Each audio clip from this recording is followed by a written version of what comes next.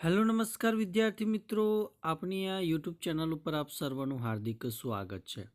મિત્રો, આજે આપણે વાત કરવાના છે ધોરણ 10 વિષય ગુજરાતીની અંદર સ્વ અધ્યયન પોથીમાંથી પાઠ 12 જેનું નામ છે ચોપડાની ઇન્દ્રજાળ.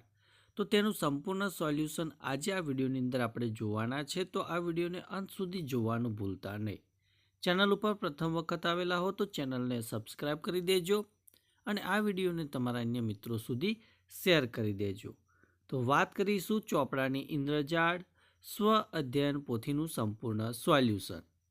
તો મિત્રો, અહીંયા સર્જક અને કૃતિ પરિચય આપણને આપવામાં આવેલો છે, એ તમે અહીંયા જોઈ શકો છો.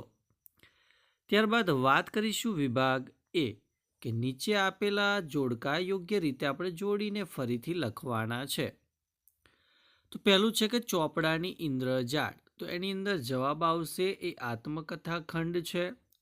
જીવલો તો પોયરા ભૂખ્યો તો નીજ જવા દેવ, આ વાક્ય જીવલો બોલે છે. ત્યારબાદ બ છે કે નીચે આપેલા વિકલ્પોમાંથી યોગ્ય વિકલ્પ પસંદ કરી ખાલી જગ્યા પૂરો.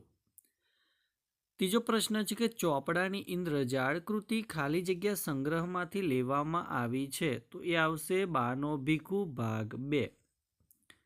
ચોથું છે કે બાપુના મૃત્યુ પછી હિસાબનું કામકાજ ખાલી જગ્યા કરી આપતા.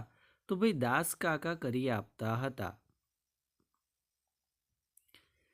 પાંચમી ખાલી જગ્યા છે કે ભાઈ જીવલો દાનતનો ખાલી જગ્યા હતો એટલે કે શુદ્ધ હતો. છઠ્ઠું છે કે ગરીબોનું શોષણ કરનાર ચોપડાનો રંગ ખાલી જગ્યા હતો. તો એ આવશે રાતો. સાતમું છે કે પોતે ગાંધીવાદી જીવન જીવે છે એ ખ્યાલ લેખકને ખાલી જગ્યા લાગ્યો તો દંભી લાગ્યો. આઠમું છે કે ગરીબોનું લોહી ચૂસી ખાલી જગ્યા બનેલા સાહુકારી ચોપડાના પાના લેખકે ચીરી નાખ્યા. તો એ આવશે રક્તવર્ણા. નવમું છે કે બા ગામડે ઉઘરાણી માટે મોકલતા ત્યારે લેખકની ઉંમર ખાલી જગ્યા વર્ષની હતી. તો જવાબ આવશે 14 વર્ષની હતી.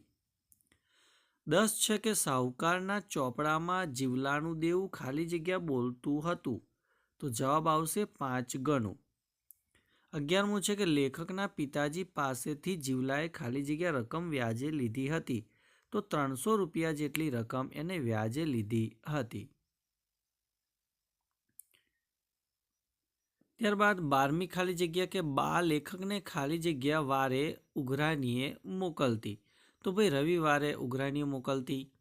13મું છે કે જીવલાને ત્યાં ખાવા માટે લેખકે ખાલી જગ્યા બનાવ્યો હતો. તો જવાબ આવશે શીરો. 14મું છે કે ચોપડાની ઇન્દ્રજાળ પાઠમાં ખાલી જગ્યા ગામની વાત કરવામાં આવી છે. તો એ આવશે મરગમાળ.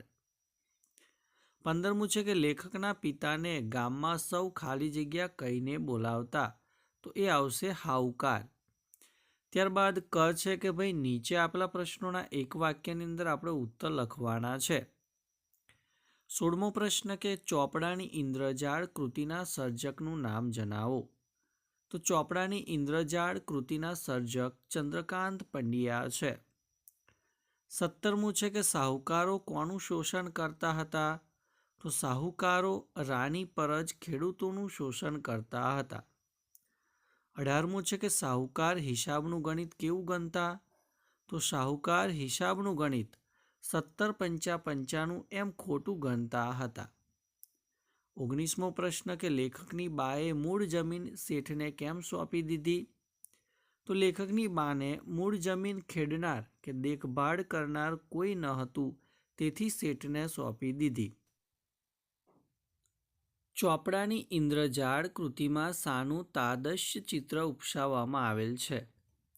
તો આ કૃતિમાં સાહુકારો દ્વારા ગરીબોનું થતું શોષણનું ચિત્ર ઉપસાવવામાં આવ્યું છે. 21મો પ્રશ્ન કે લેખકને પોતાની જાત ઉપર સાથી તિરસ્કાર આવ્યો. તો જીવલાએ લેખકને શીરો ખવડાવ્યો અને શાકભાજી ભરી દીધા, તેથી લેખકને પોતાની જાત ઉપર તિરસ્કાર આવ્યો. 22મો પ્રશ્ન કે લેખકે ગરીબોનું લોહી ચૂસી રક્તવર્ણો બનેલો એ સાહુકારી ચોપડાનું શું કર્યું. તો લેખકે ગરીબોનું લોહી ચૂસી રક્તવર્ણા બનેલા એ સાહુકારી ચોપડાના પાના ચીરી નાખ્યા.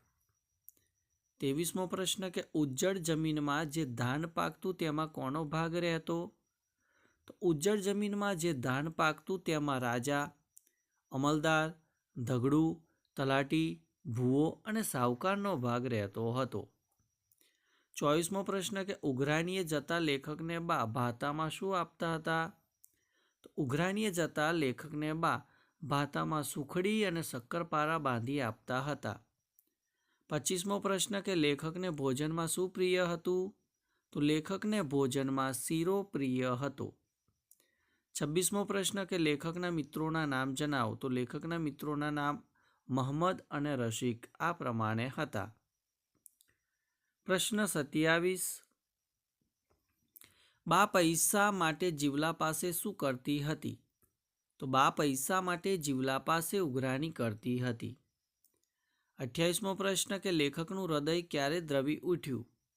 તો જીવલાની દરિદ્રતા જોઈને લેખકનું હૃદય દ્રવી ઉઠ્યું.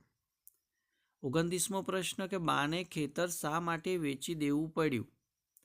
તો બાને ખેતર વેચી દેવું પડ્યું કારણ કે જમીન ખેડનાર કે દેખભાળ રાખનાર કોઈ ન હતું તેથી. 30મો પ્રશ્ન છે કે કૃતિના આધારે ધરમપુરના ગામડામાં મુખ્યત્વે કયા કયા શાકભાજી ઉગાડાય છે? તો કૃતિના આધારે ધરમપુર નામના ગામડામાં મુખ્યત્વે રીંગણ, મરચાં, વાલોડ વગેરે ઉગાડાય છે. 31મો પ્રશ્ન કે મરઘમાળ ધરમપુરથી કેટલું દૂર હતું? તો મરઘમાળ ધરમપુરથી લગભગ 12 કિલોમીટર જેટલું દૂર હતું. 32મો પ્રશ્ન કે તે સમયે ઋણ લેવું હોય તો લોકો કોની પાસે જતા? તો તે સમયે ઋણ લેવું હોય તો લોકો સાહુકાર પાસે જતા હતા. 33મો પ્રશ્ન કે રાણી પરજ કોમનો જીવલો ક્યાં રહેતો હતો?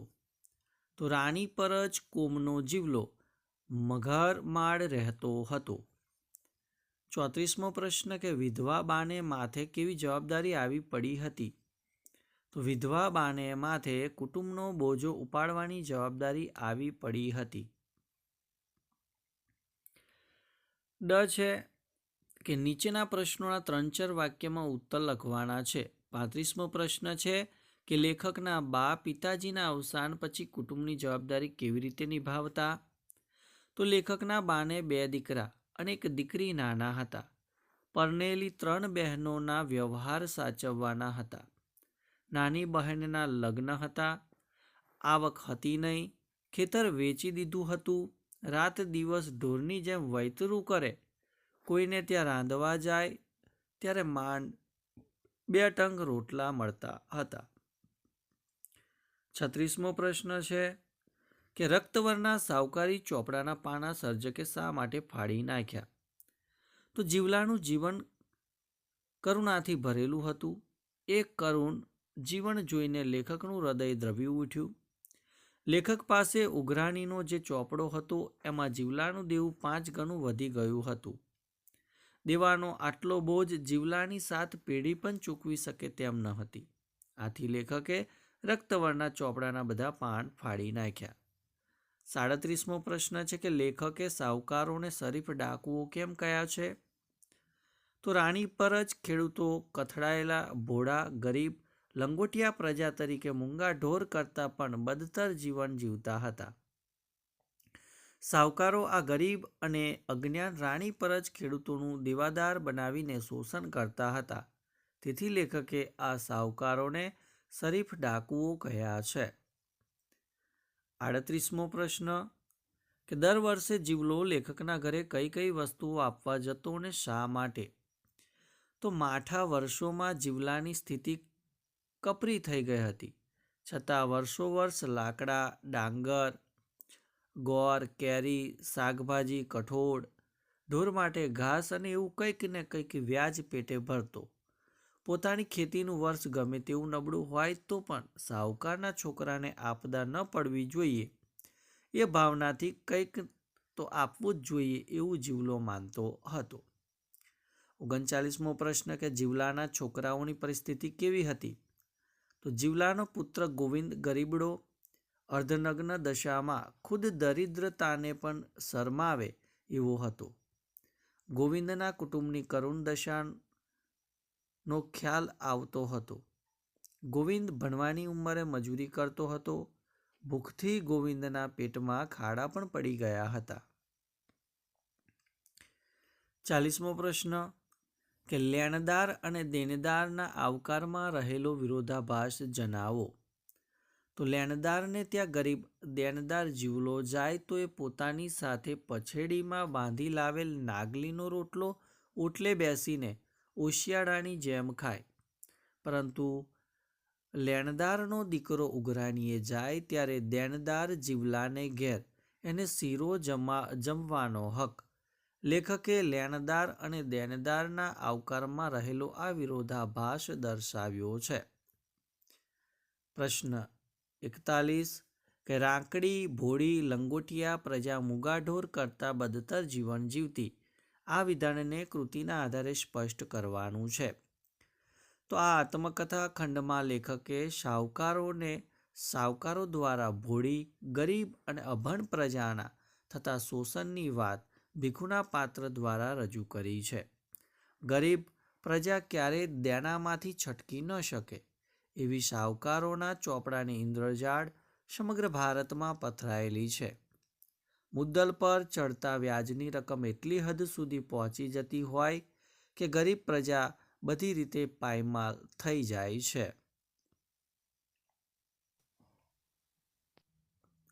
પ્રશ્ન 42 કે જીવલો દાનતનો શુદ્ધ હતો એમ શા પરથી કહી શકાય? તો માઠા વર્ષોમાં જીવલાની સ્થિતિ કપરી થઈ ગઈ હતી. છતાં વર્ષો વર્ષ એ લાકડા, ડાંગર, કઠોર, ગોળ, કેરી, શાકભાજી, ઢોર માટે ઘાસ અને એવું કંઈક ને કંઈક વ્યાજ પેટે ભરતો. પોતાની ખેતીનું વર્ષ ગમે તેવું નબળું ગયું હોય તો પણ સાહુકારના છોકરાને આપદા ન પડવી જોઈએ એ ભાવનાથી કંઈક ને કંઈક તે આપવું એવું જીવલો માનતો હતો. આ પરથી કહી શકાય કે જીવલો દાનતનો શુદ્ધ હતો. 43મો પ્રશ્ન છે કે બોડીને ત્યાં વળી કાહકી કેવી? આ વિધાનને કૃતિના આધારે સમજાવો. તો જીવલાએ ગોવિંદને મોકલીને વાડામાંથી વાલોડ અને રીંગણા મંગાવ્યા. લેખકની ભરેલી થેલીમાં એ સમાઈ શકે તેમ ન હતા. એટલે જીવલાએ એકાદ થેલી આપવા કહ્યું. ત્યારે જીવલાએ કહ્યું કે બોડીને ત્યાં વળી કાહકી કેવી? જેને માથે ટાલ હોય તેની પાસે કાંસકી ન હોય, અર્થાત ગરીબ પાસે થેલી જેવું ક્યાંથી હોય? 44મો પ્રશ્ન લેખકને પોતે ગાંધીવાદી જીવન જીવે છે એ વાત શા માટે દંભી લાગી? તો લેખકનું જીવન સુખ સગવડ ભર્યું હતું અને તેની મહત્વાકાંક્ષાઓ પણ ઊંચી હતી. જ્યારે ગાંધીવાદી જીવન સાદગી, ત્યાગ અને કરુણાભાવ પર આધારિત છે. જીવલા ગરીબ વ્યક્તિઓની વાસ્તવિક પીડા સમજી તેમને સહાય કરવા કરતાં લેખક માત્ર વિચાર અને સિદ્ધાંતોના સ્તરે ગાંધીવાદી બન્યો હતો.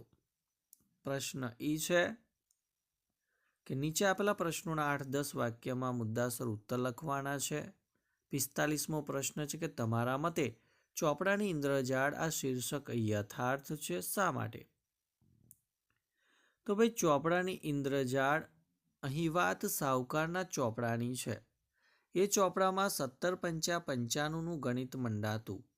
સાહુકારો ગરીબ અને અજ્ઞાની એવા રાણી પર જ ખેડૂતોનું આર્થિક શારીરિક શોષણ કરતા અને ચોપડે ખોટા ગણિતની માયાજાળ ગૂંથતા. રાજા મહારાજા તેમજ અમલદારોથી પણ ચડી જાય એવી આ ઇન્દ્રજાળ હતી.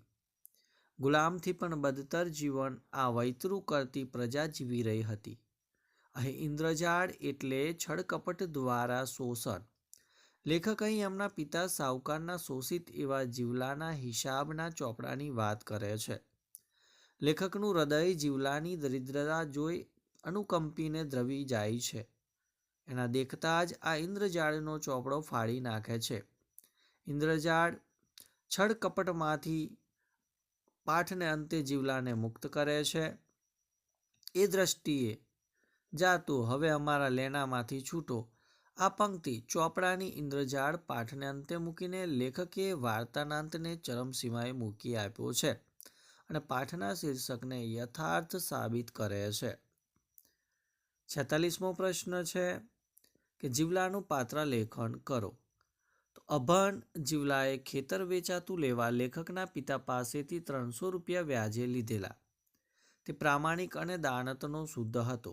ગમે તેવા માઠા વર્ષ ગયા હોય અને પાક સારો ઉતર્યો ન હોય તો પણ સાહુકારના છોકરાને આપદા ન પડવી જોઈએ એવું તે માનતો હતો. એટલે જેટલા પૈસા મળે તેટલા એ ચૂકવતો. તેની પત્નીના મૃત્યુ પછી પત્નીનું 12મું કરવા બીજા સાહુકાર પાસેથી કરજ લીધેલું. લેખક તેને ત્યાં ઉઘરાણું કરવા જતો તો તેને ઋતુના ફળ, ચણાના ઓડા, શેરડી, બોર, કેરી વગેરે ખાવા આપતો અને સાથે ઘેર લઈ જવા પણ બાંધી આપતો. લેખક ભાતું લીધા વિના આવ્યા હોય તો તેમને ભાવતો શીરો જમાડતો. લેણદારના પૈસા દૂધે ધોઈને આપવા માટે જીવલો રાત દિવસ કાળી મજૂરી કરતો તો પણ તેના છોકરા ભૂખે મરતા. જીવલાની શુદ્ધ દાનત જોઈ અંતે લેખક તેને એ દેવામાંથી મુક્ત કરે છે. 47મો પ્રશ્ન છે કે જીવલાની સ્થિતિ જોઈને લેખકના મસ્તિષ્કમાં ઉઠેલ મનોમંથનને તમારા શબ્દોમાં આલેખો.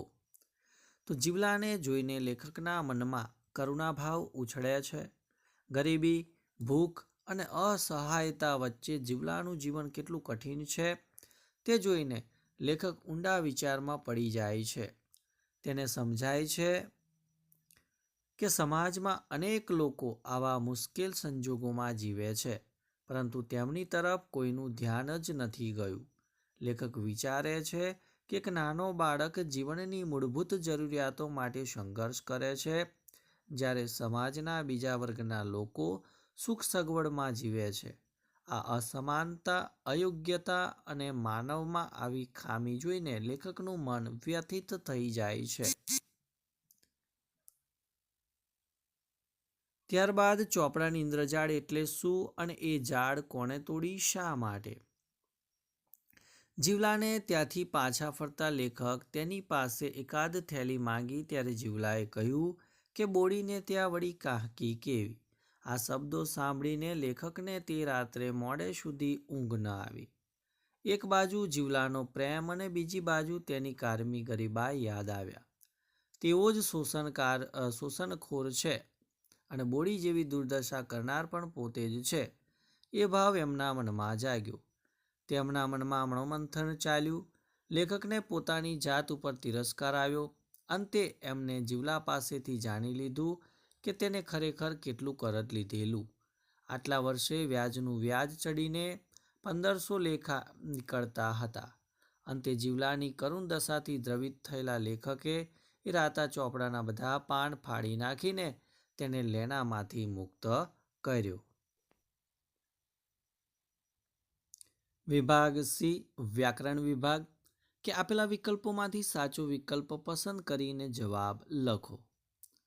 49મો પ્રશ્ન કે નીચેના શબ્દોની સાચી જોડણી શોધીને લખવાની છે. તો અહીંયા તમે જોઈ શકો છો. અતિશયોક્તિ, દુર્દશા, ઓશિયાળો, તિરસ્કાર, શોષિત, કિમિયો, નિયમિત. આ પ્રમાણે આપણે સાચી જોડણી લખવાની છે. 50મો પ્રશ્ન છે સંધિ સાચી જોવાની છે. તો તિરસ વત્તા કાર તો એ તિરસ્કાર, વિ વત્તા અવહાર તો એ આવશે વ્યવહાર, સત વત્તા ઉપયોગ તો એ આવશે સદ ઉપયોગ, ઉત્ત વત્તા જડ તો એ ઉજ્જડ આવશે. સાચી સંધિ છોડવાની છે તો શ્રદ્ધા તો શ્રત વત્તા ધા, અતિશયોક્તિ તો અતિશય વત્તા ઉક્તિ, દુર્દશા તો દૂર વત્તા દશા, વિરોધાભાસ તો વિરોધ વત્તા આભાસ થશે. ત્યારબાદ મનોમંથન તો મણસ વત્તા મંથન અને ઋણ તો રૂ વત્તા ન થશે. 51મો પ્રશ્ન છે કે ભાઈ નીચેના શબ્દોના સમાસ કૌંસમાંથી શોધીને લખવાના છે.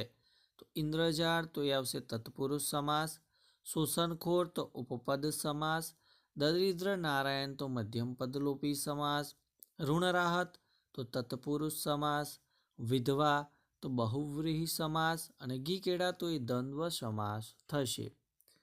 પ્રશ્ન નંબર 52 કે નીચે આપેલા શબ્દોના જોડણી ભેદ થતો અર્થભેદ જણાવવાનો છે. તો દંભ તો ઘમંડ થશે અને દર્ભ તો ઘાસ થશે. મજૂરી તો શ્રમ અને મંજૂરી તો સંમતિ થશે. કઠોર તો કડક થશે અને કઠોળ તો એ દ્વિદળ અનાજ ગણાય છે. ચીરી તો પોપટ અને આ ચીરી તો ફાળ થશે. 53મું છે કે નીચેના વાક્યમાંના અલંકાર આપણે ઓળખાવાના છે કે રાજા અને અમલદારોના જુલમને ચડી જાય એવી આ શરીફ ડાકુઓની લૂંટ, તો આ વ્યતિરેક અલંકાર છે. જીવલો જુવાનીમાં પણ ખખડી ગયેલા હાડપિંજર જેવો, તો આ ઉપમા અલંકાર છે.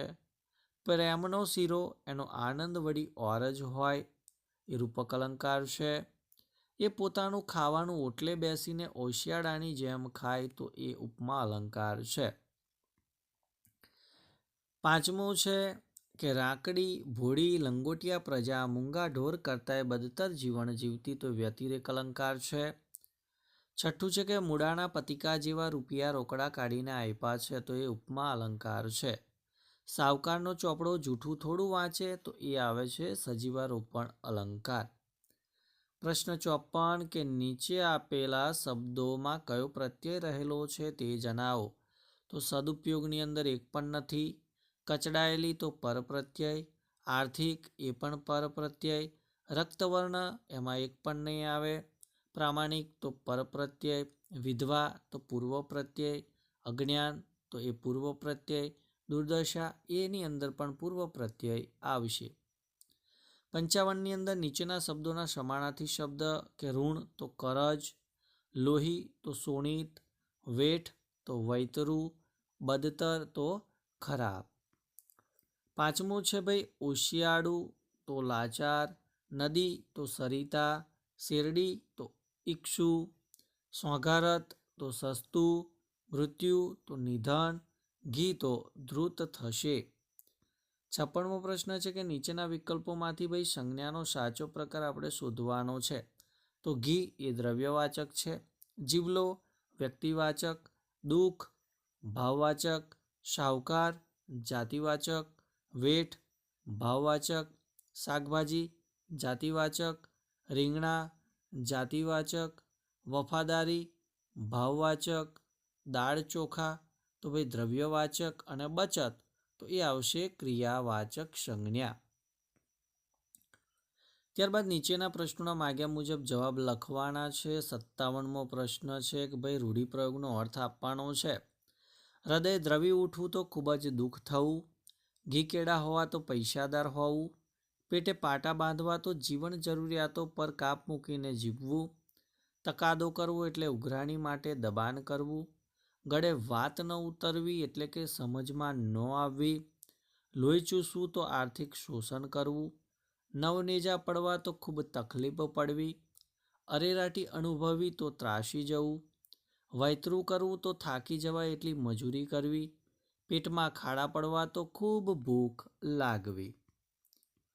11મું છે કે ભાઈ ગળે વાત ઉતરવી નહીં તો સમજમાં ન આવવું. દૂધ ધોઈને આપવું તો પ્રામાણિકપણે આદરપૂર્વક આપવું. ભાગી પડવું તો હતાશ થવું.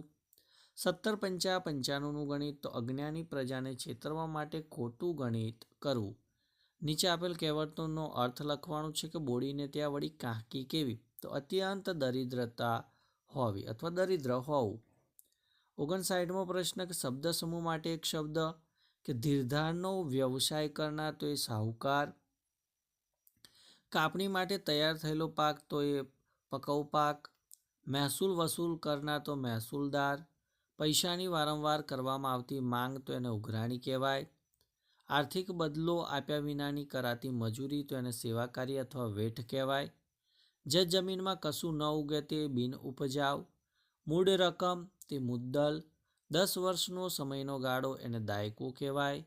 મુસાફરીમાં સાથે લીધેલું ખાવાનું એને ભાતું તરીકે ઓળખવામાં આવે છે.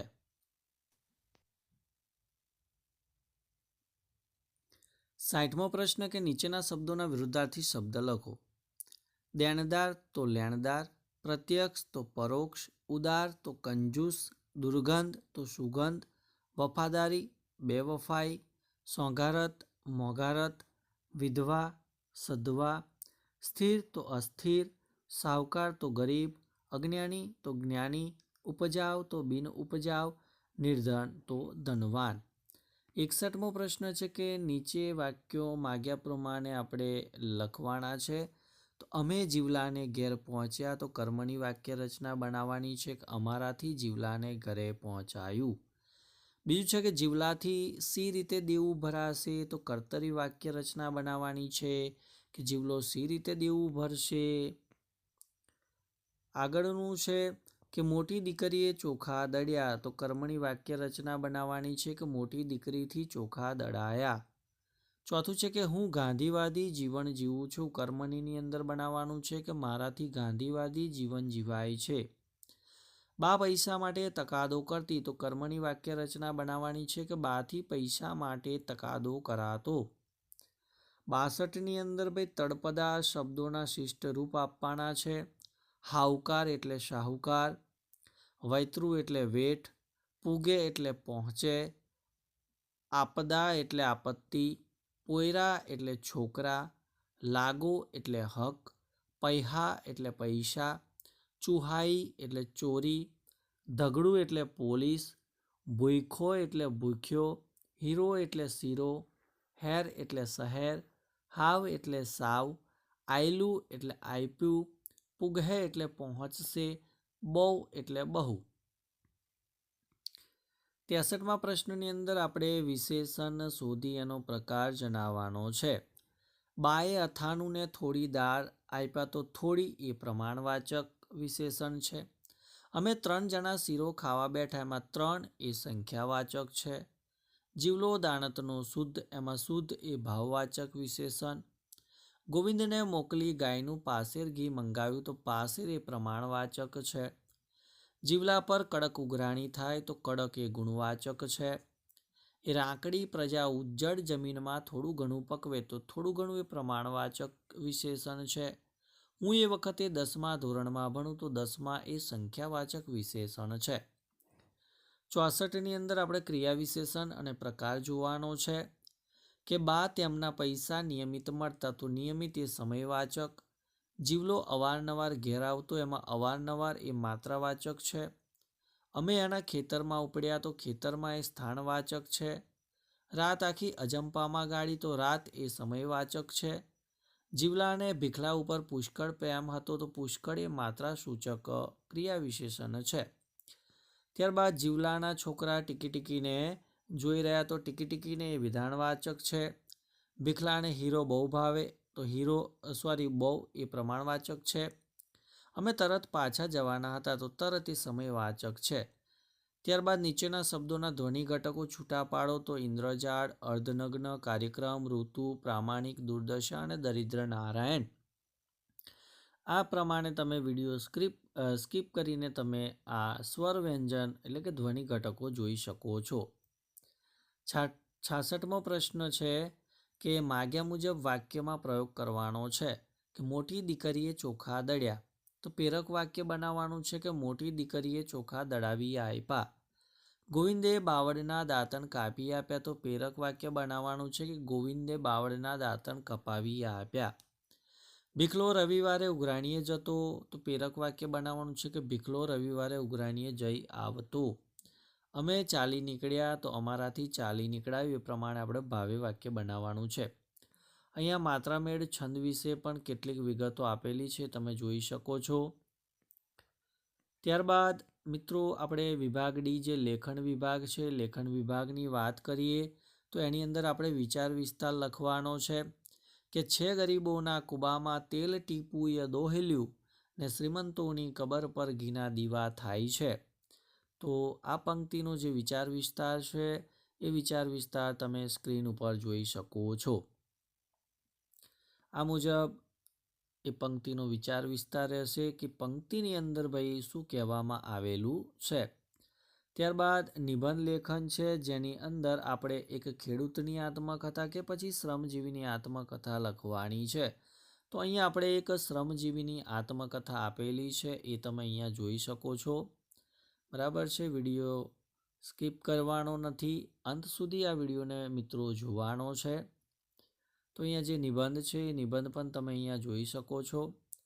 તો મિત્રો આ હતું ધોરણ 10 ગુજરાતી વિષયની અંદર જે સ્વ અધ્યયન પોથી છે એ સ્વ અધ્યયન પોથીમાંથી પાઠ 12 રાતો ચોપડો એનું સંપૂર્ણ સોલ્યુશન તમને આ વિડીયોની અંદર આપવાનો પ્રયત્ન કર્યો છે. તો વિડીયો તમને ચોક્કસથી ગમ્યો જ હશે. તો વિડીયોને લાઇક કરી દેજો, શેર કરી દેજો અને ચેનલ ઉપર જો પ્રથમ વખત આવેલા હો તો ચેનલને સબસ્ક્રાઈબ કરી દેજો. Thank you. આભાર.